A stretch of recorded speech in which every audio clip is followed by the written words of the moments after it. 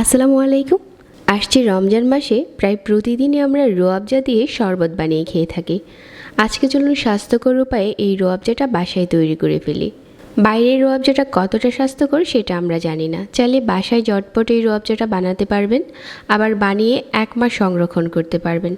অনেক রকমের শরবত তৈরি করতে গেলে এই রুহ আফজাটা দরকার হয়, আর 2 ধরনের শরবত আজকে এই রুহ আফজা দিয়ে বানিয়ে দেখিয়েছি। আশা করছি ভিডিওটি ভালো লাগবে। রুহ আফজা বানানোর জন্য এখানে কিছু ফ্রেশ গোলাপ নিয়েছি, তারপর গোলাপগুলো থেকে পাপড়িগুলো খুলে নিয়েছি। একটা বাটিতে নিয়ে পর্যাপ্ত পরিমাণের পানি দিয়ে এই পাপড়িগুলো ধুয়ে নিয়েছি।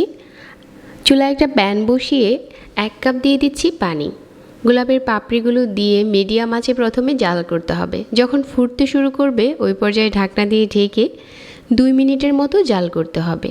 আর আমি এখানে 1 ফুটার মতো জেল রেড ফুড কালার দিয়েছি। ফুড কালারটা অবশ্যই দিতে চেষ্টা করবেন, তাহলে খুব সুন্দর একটা কালার আসবে রুহ আফজাতে। এখন এই গোলাপের পানিটা চুলা থেকে নামিয়ে নিচ্ছি আর ছেঁকে নিচ্ছি। আর রুহ আফজাতে এখানে কিছু ফ্রেশ ফল দিয়ে দিচ্ছি। এই ফলগুলোকে টুকরো করে কেটে নিতে হবে। আপনার বাসায় যে কটা ফল আছে আপনি ওই কটাই নিতে পারেন। ফলগুলো কেটে নেওয়ার পর ব্লেন্ডারে দিয়ে ব্লেন্ড করে নিতে হবে, আর একটা স্ট্রেনারে নিয়ে ছেঁকে নিতে হবে, যাতে খুব ফ্রেশ একটা ফলের জুস পাওয়া যায়। তো ফলের জুসটা এখন তৈরি হয়ে গেছে, আর আমরা এখন চলে যাচ্ছি রুহ আফজাটা বানানোর জন্য। চুলায় প্যান বসিয়ে ফলের এই জুসটা ঢেলে দিতে হবে। 1 কাপ দিয়ে দিচ্ছি চিনি, আর এখানে গোলাপের পাপড়ি থেকে যে ফ্রেশ পানিটা পেয়েছি ওইটা দিয়ে দিচ্ছি। তারপর নেড়েচেড়ে মিশিয়ে নিচ্ছি। খুব সুন্দর একটা কালার চলে এসেছে। এখন মিডিয়াম আঁচে জাল করে যাওয়ার পালা, যতক্ষণ না পর্যন্ত এই মিশ্রণটা ঘন হয়ে আসছে।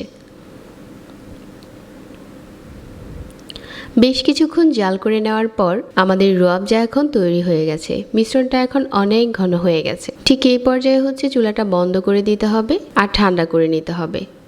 চুলা থেকে নামানোর আগে 2 চা চামচ দিয়ে দিচ্ছি গোলাপ জল, তাহলে রুহ আফজাতে খুব সুন্দর একটা ফ্লেভার আসবে।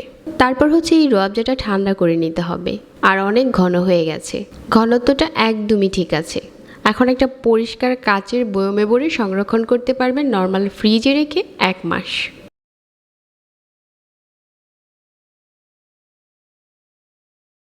আজকে চলুন এই রুহ আফজা দিয়ে 2 ধরনের শরবত তৈরি করি। আমি এখানে কিছু তুম্বা দিয়ে আর লেবুর স্লাইস দিয়ে শরবত বানিয়ে নিচ্ছি।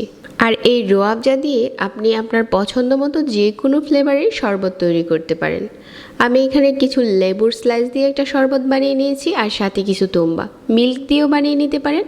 ঠান্ডা ঠান্ডা খেতে খুবই ভালো লাগে। আশা করছি আজকের রুহ আফজার রেসিপিটা সবার কাছে ভালো লেগেছে।